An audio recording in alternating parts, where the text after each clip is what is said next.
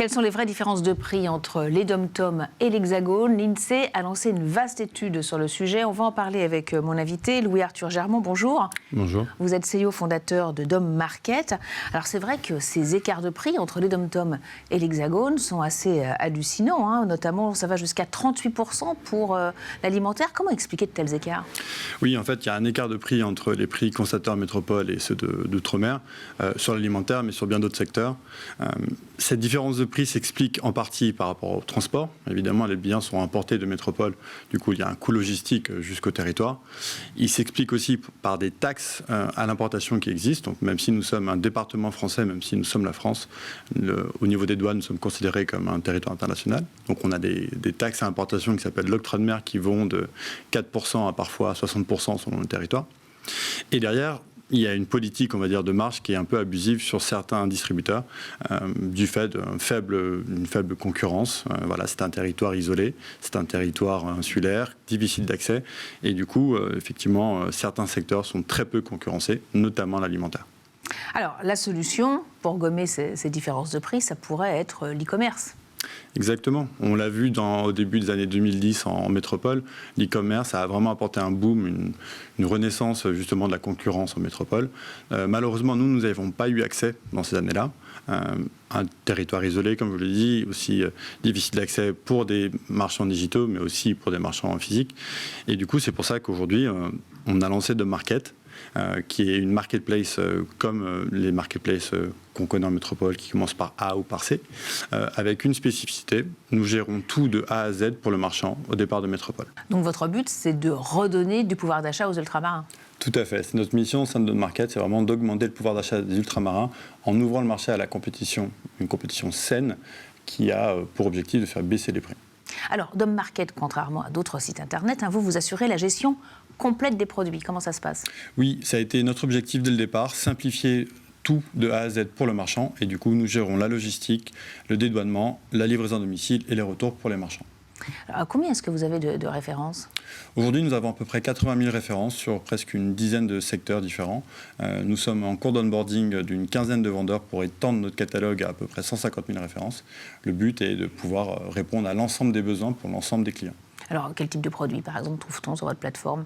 C'est l'avantage de Market, vous allez trouver vraiment de tout. Donc ça peut être des pièces automobiles, ça va pouvoir être du bricolage, ça pourra être de l'animalerie, ça pourra être plein de choses. Et en cours d'intégration, aujourd'hui, on a des secteurs comme l'alimentaire, comme le sport, etc., etc. Mais on le disait tout à l'heure, livrer, ça coûte cher. Donc comment est-ce que vous arrivez à contourner le problème? Oui, en fait, on a une solution très simple, c'est qu'on s'est associé à un groupe local qui est un expert de la distribution et de la logistique en Outre-mer depuis 35 ans. Et on a développé énormément de synergies sur la logistique.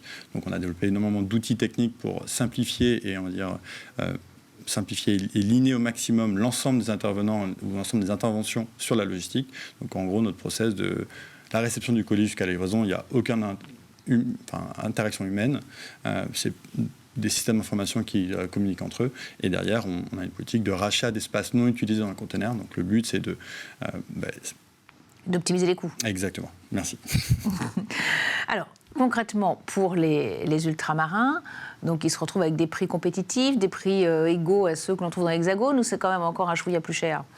Alors évidemment, c'est encore un chouïa plus cher, parce qu'il y a des coûts naturels qu'on ne peut pas éviter, la logistique et les octrois de mer. Mais notre but est d'avoir une politique de prix sur le produit qui va être compétitif. Donc le marchand européen met son produit au même prix qu'en métropole.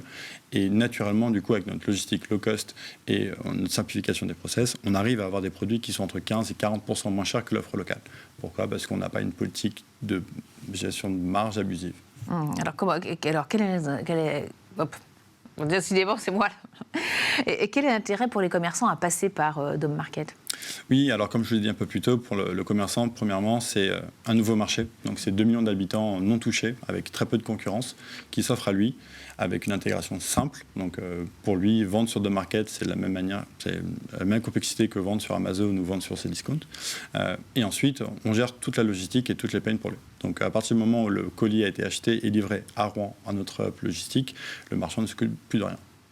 Et aujourd'hui, vous recherchez de nouveaux marchands? Exactement, notre but est vraiment d'étoffer notre offre, d'intéresser différents marchands en Europe, surtout en France, de venir sur notre plateforme, de découvrir ce marché à fort potentiel qu'est l'outre-mer et de venir proposer leurs produits, leurs offres à nos clients. Et parmi vos projets de développement, comment est-ce que vous voyez la suite ?